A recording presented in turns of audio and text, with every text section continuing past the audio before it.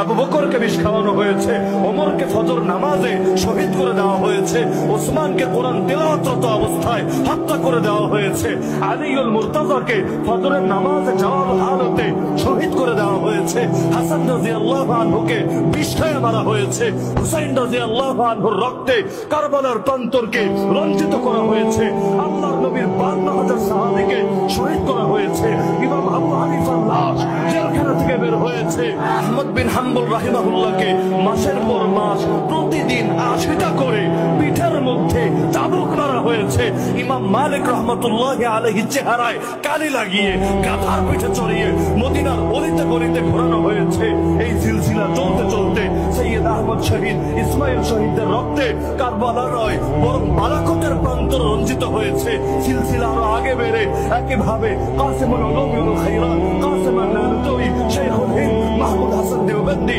শাইখুল আরবি ওয়াল আজম হুসাইন আহমদ আল মাদানী, শাইখুত তাফসীর আহমদ আলী আল লাহোরী, তাদের রক্তের নজরানা সামনে আসতে আসতে সর্বশেষ আমাদেরও আকাবির এবং অনেক আশিকের রাসূলের রক্তে শাপলার প্রান্তর রঞ্জিত হয়েছে।